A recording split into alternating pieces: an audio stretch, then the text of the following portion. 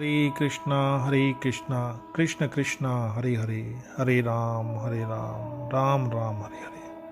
श्रीमद् भगवद गीता यथारूप अध्याय 4 दिव्य ज्ञान। परित्राणाय साधूनां विनाशाय च दुष्कृतां धर्म संस्थापना आर्य संभवामि युगे युगे। भक्तों का उद्धार करने, दुष्टों का विनाश करने तथा धर्म की फिर से स्थापना के लिए मैं हर युग में प्रकट होता हूँ।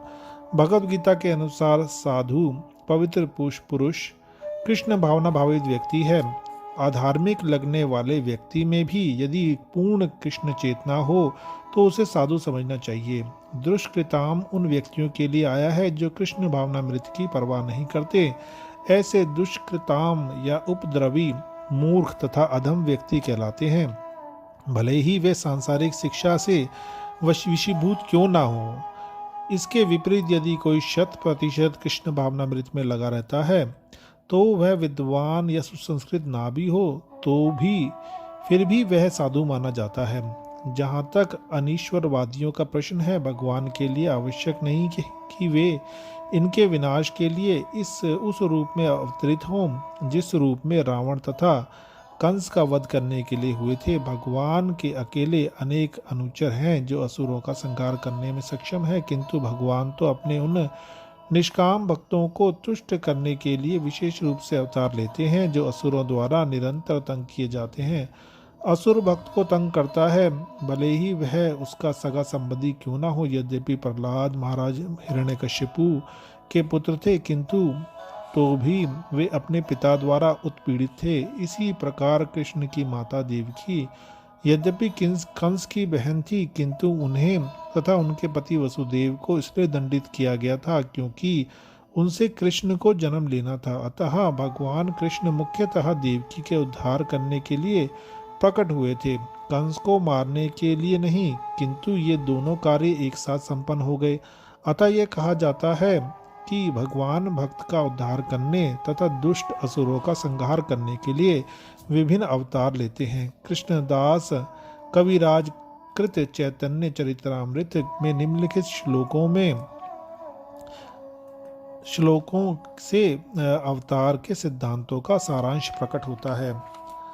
सृष्टि हेतु ई मूर्ति प्रपंचे अवतरे से ईश्वर मूर्ति अवतार नाम धरे।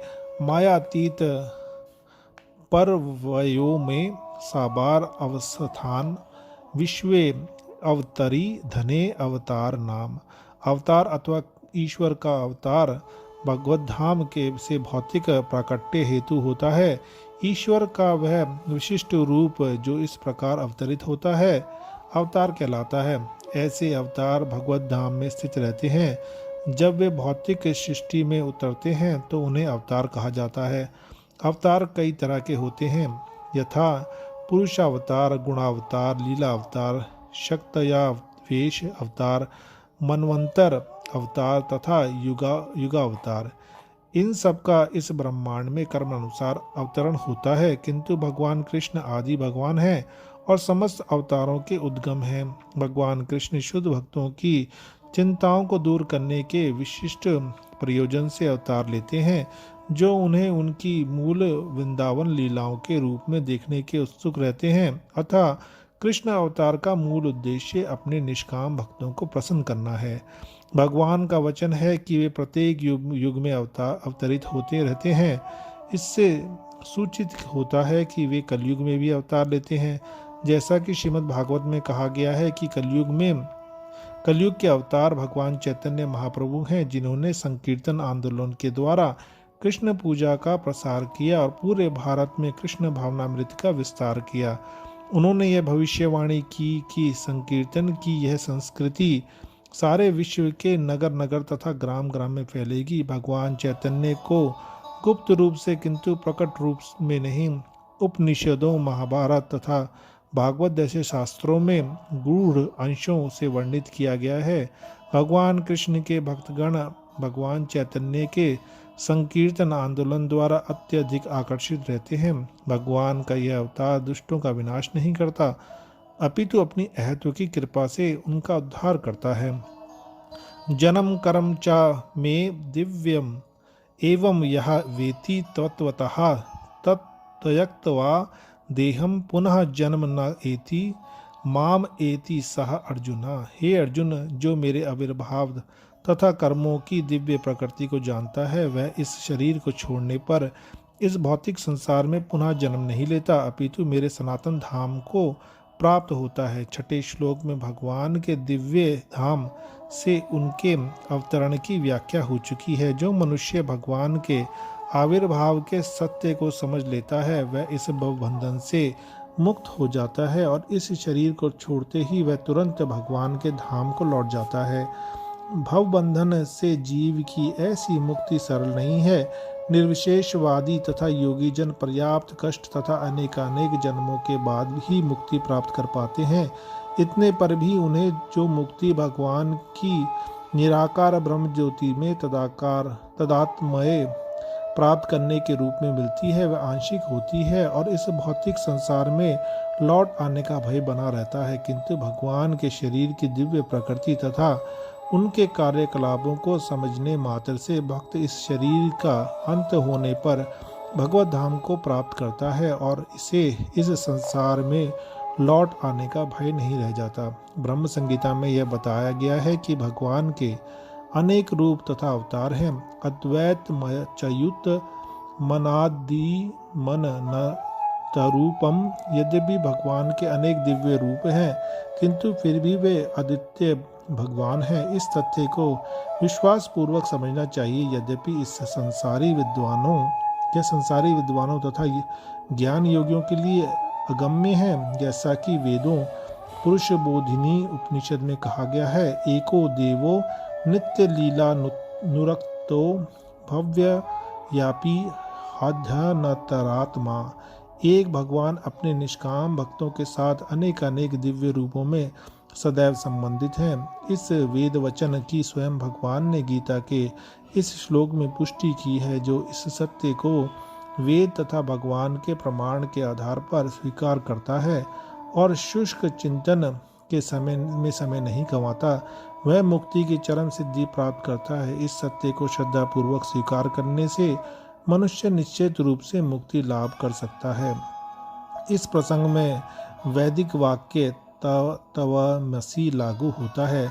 जो कोई भगवान कृष्ण को परब्रह्म करके जानता है या उनसे यह कहता है कि आप ही परब्रह्म श्री भगवान है, वह निश्चित रूप से अविलंब मुक्त हो जाता है। फलस्वरूप उसे भगवान की दिव्य संगति की प्राप्ति निश्चित हो जाती है। दूसरे शब्दों में ऐसा श्रद्धालु भगवत भक्त सिद्धि प्राप्त करता है। इसकी पुष्टि निम्नलिखित वेद वचन से होती है। तमेव विदितवाति मृत्यु मेति नान्यः पंथा विदते अनयानया। श्री भगवान को जान लेने से ही मनुष्य जन्म तथा मृत्यु से मुक्ति की पूर्ण अवस्था प्राप्त कर सकता है। इस सिद्धि को प्राप्त करने का कोई अन्य विकल्प नहीं है। इसका कोई विकल्प नहीं है का अर्थ यही है कि जो श्री कृष्ण को श्री भगवान के रूप में नहीं मानता वह अवश्य ही तमोगुणी है और मधु पात्र को केवल बाहर से चाटकर या भगवद गीता की विद्वता पूर्ण संसारी विवेचना करके मोक्ष प्राप्त नहीं कर सकता। ऐसे शुष्क दार्शनिक भौतिक जगत में महत्वपूर्ण भूमिका निभाने वाले हो सकते हैं किंतु वे मुक्ति के अधिकारी नहीं होते। ऐसे अभिमानी संसारी विद्वानों को भगवत भक्त की अहेतु की कृपा की प्रतीक्षा करनी पड़ती है। अतः मनुष्य को चाहिए कि श्रद्धा तथा ज्ञान के साथ कृष्ण भावनामृत का अनुशीलन करे और सिद्धि प्राप्त करने का यही उपाय है। वीत राग भय क्रोधः मत मया माम आप उपार्षितः बहवः ज्ञान तपसा पूतः मत भावम अगातः। आसक्ति भय तथा क्रोध से मुक्त होकर मुझमें पूर्णतः तन्मय होकर और मेरी शरण में आकर बहुत से व्यक्ति भूतकाल में मेरे ज्ञान से पवित्र हो चुके हैं। इस प्रकार से उन सबों ने मेरे प्रति दिव्य प्रेम को प्राप्त किया है। जैसा कि पहले कहा जा चुका है, विषयों में आसक्त व्यक्ति के लिए परम सत्य के स्वरूप को समझ पाना अत्यंत कठिन है। सामान्यतः जो लोग देहात्म बुद्धि में आसक्त होते हैं वे भौतिकवाद में इतने लीन रहते हैं कि उनके लिए यह समझ पाना संभव सा है कि परमात्मा व्यक्ति भी हो सकता है। ऐसी भौतिकतावादी व्यक्ति इसकी कल्पना तक नहीं कर पाते कि ऐसा भी दिव्य शरीर है जो नित्य तथा सच्चिदानंदमय है।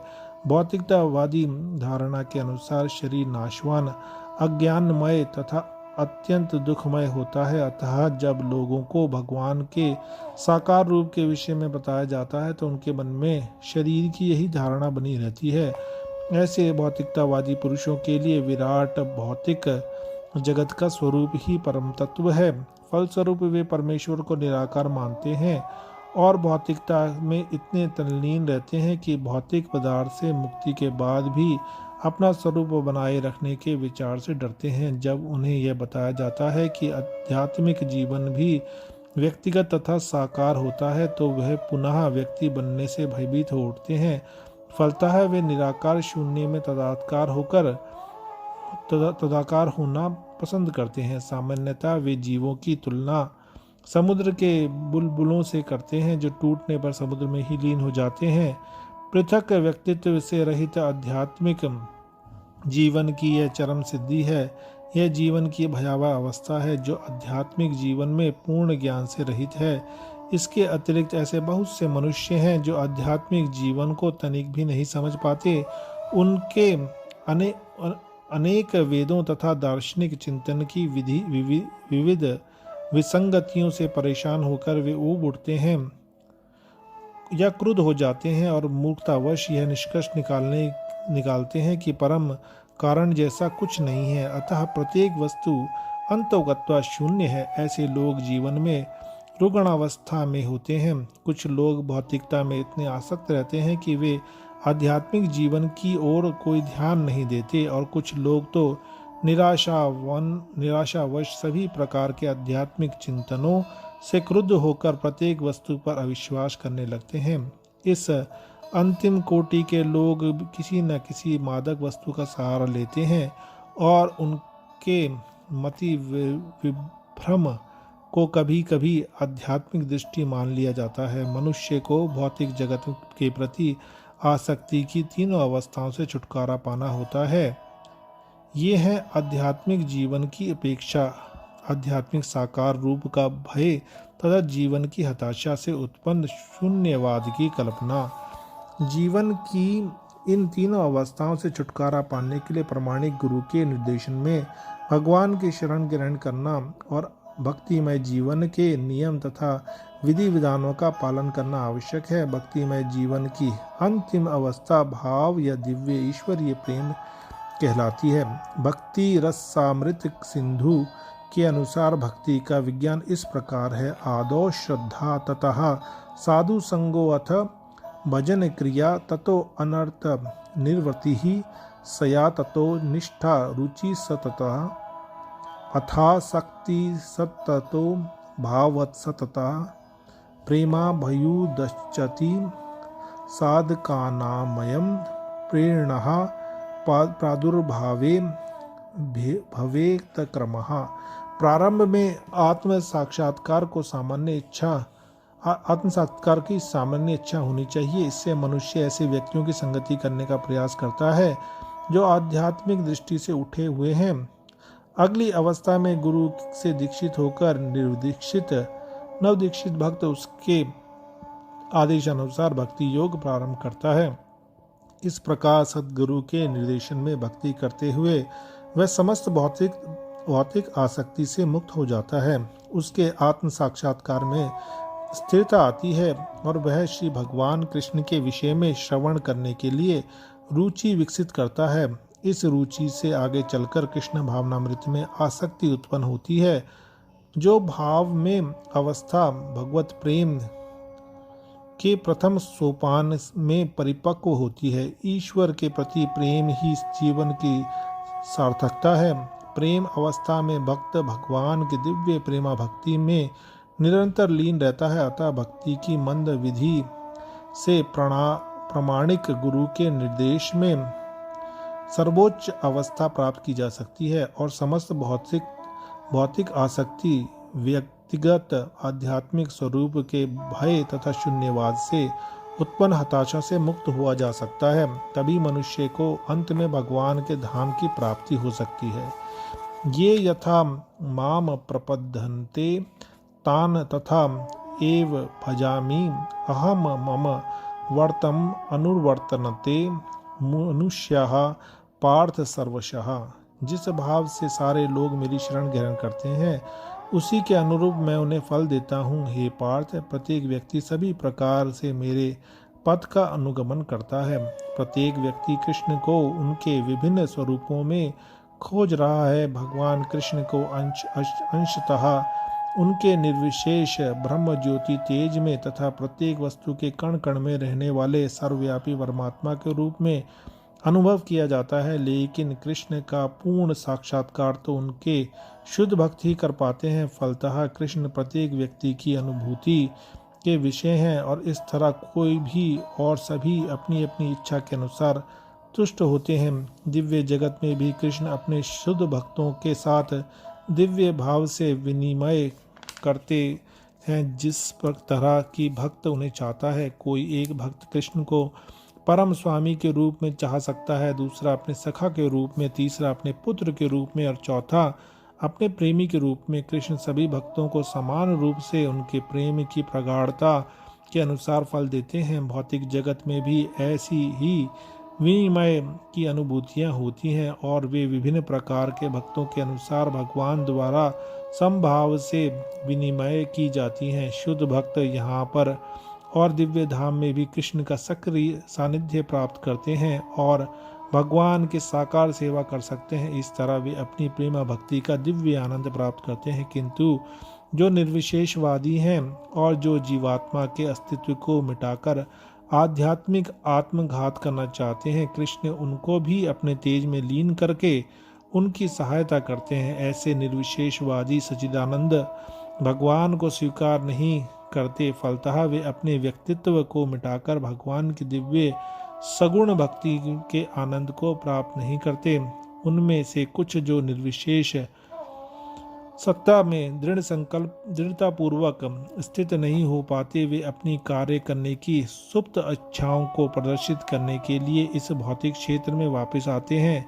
उन्हें वैकुंठ लोक में प्रवेश करने नहीं दिया जाता, किंतु उन्हें भौतिक लोक में कार्य करने का अवसर प्रदान किया जाता है। जो सकाम कर्मी हैं, भगवान उन्हें यज्ञेश्वर के रूप में उनके कर्मों का वांछित फल देते हैं। जो योगी हैं और योग शक्ति की योग खोज करते रहते हैं, उन्हें योग शक्ति प्रदान करते हैं। दूसरे शब्दों में प्रत्येक व्यक्ति की सफलता भगवान की कृपा पर आश्रित रहती है और समस्त प्रकार की आध्यात्मिक विधियां एक ही पथ में सफलता की विभिन्न कोटियां हैं। अतः जब तक कोई कृष्ण भावनामृत की सर्वोच्च सिद्धि तक नहीं पहुंच जाता, तब तक सारे प्रयास अपूर्ण रहते हैं। जैसा कि श्रीमद् भागवत में कहा गया है, अकामः सर्वकामो व मोक्ष काम उदारथिः त्रिवेण भक्ति योगेन यजेत पुरुषम परम। मनुष्य चाहे निष्काम हो या फल का इच्छुक हो या मुक्ति का इच्छुक ही क्यों ना हो, उसे पूरे सामर्थ्य से भगवान की सेवा करनी चाहिए, जिससे उसे पूर्ण सिद्धि प्राप्त हो सके, जिसका पर्यवसान कृष्ण भावनामृत में हो जाता है, कृष्ण भावनामृत में होता है। कांक्षन्तः कर्मणाम सिद्धिम यजनते इह देवतः विक्षिप्रम ही मनुष्य लोके सिद्धि ही भवति कर्मजा। इस संसार में मनुष्य साकाम कर्मों में सिद्धि चाहते हैं, फलस्वरूप वे देवताओं की पूजा करते हैं। निसंदेह इस संसार में मनुष्यों को साकाम कर्म का फल शीघ्र प्राप्त होता है। इस जगत के देवताओं के विषय में भ्रांत धारणा है और विद्वता का दंभ करने वाले अल्पज्ञ मनुष्य इन देवताओं को परमेश्वर से विभिन्न रूप मान बैठते हैं। वस्तुतः ये देवता ईश्वर की विभिन्न रूप नहीं होते, किंतु वे ईश्वर के विभिन्न अंश होते हैं। ईश्वर तो एक है, किंतु अंश अनेक हैं। वेदों का कथन है कि नित्यो नित्या नाम ईश्वर एक है, ईश्वरः परम कृष्णः। कृष्ण ही एकमात्र परमेश्वर हैं और सभी देवताओं को इस भौतिक जगत का प्रबंध करने के लिए शक्तियां प्राप्त हैं। ये देवता जीवात्माएं हैं। नित्या नाम जिन्हें विभिन्न मात्रा में भौतिक शक्ति प्राप्त है, वे कभी परमेश्वर नारायण, विष्णु या कृष्ण के तुल्य नहीं हो सकते। जो व्यक्ति ईश्वर तथा देवताओं को एक स्तर पर सोचता है वह नास्तिक या पाखंडी कहलाता है। यहाँ तक कि ब्रह्मा तथा शिवजी जैसे बड़े बड़े देवता भी परमेश्वर की समता नहीं कर सकते। वास्तव में ब्रह्मा तथा शिव जैसे देवताओं द्वारा भगवान की पूजा की जाती है। शिव वीरी जीनुतम। तो भी आश्चर्य की बात यह है कि अनेक मूर्ख लोग मनुष्यों के नेताओं की पूजा उन्हें अवतार मानकर करते हैं। यह देवता पद इस संसार के शक्तिशाली मनुष्य या देवताओं के लिए आया है, लेकिन नारायण, विष्णु या कृष्ण जैसे भगवान इस संसार के नहीं हैं। वे भौतिक सृष्टि से परे रहने वाले हैं। निर्विशेषवादियों के अग्रणी श्रीपाद शंकराचार्य तक मानते हैं कि नारायण या कृष्ण इस भौतिक सृष्टि से परे हैं। फिर भी मूर्ख लोग हत ज्ञान देवताओं की पूजा करते हैं, क्योंकि वे तत्काल फल चाहते हैं। उन्हें फल मिलता भी है, किंतु वे यह नहीं जानते कि ऐसे फल क्षणिक होते हैं और अल्पज्ञ मनुष्यों के लिए हैं। बुद्धिमान व्यक्ति कृष्ण भावनामृत में स्थित रहता है। उसे किसी तत्काल क्षणिक लाभ के लिए किसी तुच्छ देवता की पूजा करने की आवश्यकता नहीं रहती। इस संसार के देवता तथा उनके पूजक इस संसार के संहार के साथ ही विनष्ट हो जाएंगे। देवताओं के वरदान भी भौतिक तथा क्षणिक होते हैं। यह भौतिक संसार तथा इसके निवासी, जिनमें देवता तथा उनके पूजक भी सम्मिलित हैं, विराट सागर में बुलबुले के समान है। किंतु इस संसार में मानव समाज क्षणिक वस्तुओं तथा संपत्ति, परिवार तथा भोग की सामग्री के पीछे पागल रहता है। ऐसी क्षणिक वस्तुओं को प्राप्त करने के लिए लोग देवताओं की या मानव समाज के शक्तिशाली व्यक्तियों की पूजा करते हैं। यदि कोई व्यक्ति किसी राजनीतिक नेता की पूजा करके सरकार में मंत्री पद प्राप्त कर लेता है, तो वह सोचता है कि उसने महान वरदान प्राप्त कर लिया है। इसलिए सभी व्यक्ति तथाकथित नेताओं को साष्टांग प्रणाम करते हैं, जिससे वे क्षणिक वरदान प्राप्त कर सकें, और सचमुच उन्हें ऐसी वस्तुएं मिल भी जाती हैं। ऐसे मूर्ख व्यक्ति इस संसार के कष्टों के स्थायी निवारण के लिए कृष्ण भावनामृत में अभी रुचि नहीं दिखाते। वे सभी इंद्रिय भोग के पीछे दीवाने रहते हैं और थोड़े से इंद्रिय सुख के लिए शक्ति प्रदत्त जीवों की पूजा करते हैं, जिन्हें देवता कहते हैं। यह श्लोक इंगित करता है कि विरले लोग ही कृष्ण भावनामृत में रुचि लेते हैं। अधिकांश लोग भौतिक भाग में रुचि लेते हैं। फलस्वरूप वे किसी न किसी शक्तिशाली व्यक्ति की पूजा करते हैं। चातुः वर्णम मया सृष्टम गुण कर्म विभागशः तस्य कर्तारम अपि माम विधि अकर्तारम अव्ययम।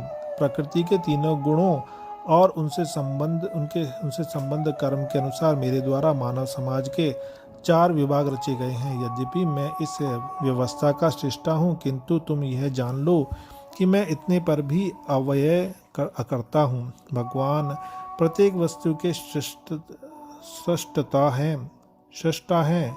प्रत्येक वस्तु उनसे उत्पन्न है, उनके ही द्वारा पालित है, और प्रलय के बाद प्रत्येक वस्तु उन्हीं में समा जाती है। अतः वे ही वर्णाश्रम व्यवस्था के सृष्टा हैं, जिसमें सर्वप्रथम बुद्धिमान मनुष्यों का वर्ग आता है, जो सत्वगुणी होने के कारण ब्राह्मण कहलाता है। द्वितीय वर्ग प्रशासक वर्ग है, जिन्हें रजोगुणी होने के कारण क्षत्रिय कहा जाता है। वाणिक वर्ग या वैश्य कहलाने वाले लोग रजो तथा तमोगुण के मिश्रण से युक्त होते हैं, और शूद्र या श्रमिक वर्ग के लोग तमोगुणी होते हैं। मानव समाज के इन 4 विभागों की सृष्टि करने पर भी भगवान कृष्ण इनमें से किसी विभाग वर्ण में नहीं आते, क्योंकि वे उन बद्ध जीवों में से नहीं हैं जिनका एक अंश मानव समाज के रूप में है। मानव समाज भी किसी अन्य पशु समाज के तुल्य है, किंतु मनुष्यों को पशु स्तर से ऊपर उठाने के लिए ही उपयुक्त वर्णाश्रम की रचना की गई, जिससे क्रमिक रूप से कृष्ण भावनामृत विकसित हो सके। किसी विशेष व्यक्ति की किसी कार्य के प्रति प्रवृत्ति या निर्धारण उसके द्वारा अर्जित प्रकृति के गुणों द्वारा किया जाता है। गुणों के अनुसार जीवन के लक्षणों का वर्णन इस ग्रंथ के 18वें अध्याय में हुआ है, किंतु कृष्ण भावना भावित व्यक्ति ब्राह्मण से भी बढ़कर होता है। यद्यपि गुण के अनुसार ब्राह्मण को ब्रह्म या परम सत्य के विषय में ज्ञान होना चाहिए, किंतु उनमें से अधिकांश भगवान कृष्ण के निर्विशेष ब्रह्म स्वरूप को ही प्राप्त कर पाते हैं। किंतु जो मनुष्य ब्राह्मण के सीमित ज्ञान को लांघकर भगवान कृष्ण के ज्ञान तक पहुंच जाता है, वही कृष्ण भावना भावित होता है, अर्थात वैष्णव होता है। कृष्ण भावनामृत में कृष्ण के विभिन्न अंशों यथा राम, नरसिंह, वराह आदि का ज्ञान सम्मिलित रहता है, और जिस तरह कृष्ण मानव समाज की इस चातुर्य वर्ण प्रणाली से परे हैं, उसी तरह कृष्ण भावना भावित व्यक्ति भी इस चातुर्य वर्ण प्रणाली से परे होता है, चाहे हम इसे जाति का विभाग कहें, चाहे राष्ट्र अथवा संप्रदाय का। न माम कर्माणि लिम्पन्ति न मे कर्म फले सप्रहा इति माम अभिजानाति कर्मभिः न सह बध्यते। मुझ पर किसी कर्म का प्रभाव नहीं पड़ता, ना ही मैं कर्म फल की कामना करता हूँ। जो मेरे संबंध में इस सत्य को जानता है, वह भी कर्मों के फल के पाश में नहीं बंधता। जिस प्रकार इस भौतिक जगत में संविधान के नियम जो यह बताते हैं कि राजा ना तो दंडनीय है, ना किसी राज नियमों के अधीन रहता है, उसी तरह यद्यपि भगवान इस भौतिक जगत से श्रेष्ठा हैं, किंतु वे भौतिक जगत के कार्यों से प्रभावित नहीं होते। सृष्टि करने पर भी वे इससे पृथक रहते हैं, जबकि जीवात्माएं भौतिक कार्यकलापों के सकाम कर्म फलों में बंधी रहती हैं, क्योंकि उनमें प्राकृतिक साधनों पर प्रभुत्व दिखाने की प्रवृत्ति रहती है। किसी संस्थान का स्वामी कर्मचारियों के अच्छे बुरे कार्यों के लिए उत्तरदायी नहीं, कर्मचारी इसके लिए स्वयं उत्तरदायी होते हैं। जीवात्माएं अपने अपने इंद्रिय तृप्ति कार्यों में लगी रहती हैं, किंतु ये कार्य भगवान द्वारा निर्दिष्ट नहीं होते। इंद्रिय तृप्ति की उत्तरोत्तर उन्नति के लिए जीवात्मा इस संसार के कर्म में प्रवृत्त हैं और मृत्यु के बाद स्वर्ग सुख की कामना करती रहती हैं। स्वयं में पूर्ण होने के कारण भगवान को तथा कथित स्वर्ग सुख का कोई आकर्षण नहीं रहता। स्वर्ग के देवता उनके द्वारा नियुक्त सेवक हैं। स्वामी कभी भी कर्मचारियों का सा निम्न स्तरीय सुख नहीं चाहता, वह भौतिक क्रिया प्रतिक्रिया से पृथक रहता है। उदाहरणार्थ, पृथ्वी पर उगने वाली विभिन्न वनस्पतियों के उगने के लिए वर्षा उत्तरदायी नहीं है। यद्यपि वर्षा के बिना वनस्पति नहीं उग सकती। वैदिक स्मृति में इस सत्य की पुष्टि इस प्रकार होती है: निमित्त मात्र मेवासौ सृजनयानां सर्ग कर्मणि प्रधान कारणी भूता यतो वै सृजय शक्तयः। भौतिक सृष्टि के लिए भगवान ही परम कारण है, प्रकृति तो केवल निमित्त कारण है जिससे विराट जगत दृष्टिगोचर होता है। प्राणियों की अनेक जातियां होती हैं, यथा देवता, मनुष्य तथा निम्न पशु, और ये सब पूर्ण शुभाशुभ कर्मों के फल भोगने को बाध्य हैं। भगवान उन्हें ऐसे कर्म करने के लिए केवल समुचित सुविधाएं तथा प्रकृति के गुणों के नियम सुलभ कराते हैं, किंतु वे उनके किसी भूत तथा वर्तमान कर्मों के लिए उत्तरदायी नहीं होते। वेदांत सूत्र में पुष्टि हुई है कि वैषमय न घृणये न सापेक्षतवात्। भगवान किसी भी जीव के प्रति पक्षपात नहीं करते। जीवात्मा अपने कर्मों के लिए स्वयं उत्तरदायी है। भगवान उसे प्रकृति अर्थात बहिरंगा शक्ति के माध्यम से केवल सुविधा प्रदान करने वाले हैं। जो व्यक्ति इस कर्म नियम की सारी बारीकियों से भली भांति अवगत होता है, वह अपने कर्मों के फल से प्रभावित नहीं होता। दूसरे शब्दों में, जो व्यक्ति भगवान के इस दिव्य स्वभाव से परिचित होता है, वह कृष्ण भावनामृत में अनुभवी होता है, अतः उस पर कर्म के नियम लागू नहीं होते। जो व्यक्ति भगवान के दिव्य स्वभाव को नहीं जानता और सोचता है कि भगवान के कार्यकलाप सामान्य व्यक्तियों की तरह कर्म फल के लिए होते हैं, वे निश्चित रूप से कर्म फलों में बंध जाते हैं। किंतु जो परम सत्य को जानता है, वे कृष्ण भावनामृत में स्थिर मुक्त जीव है। हरे कृष्णा कृष्ण कृष्ण हरे हरे, हरे राम राम राम हरे हरे।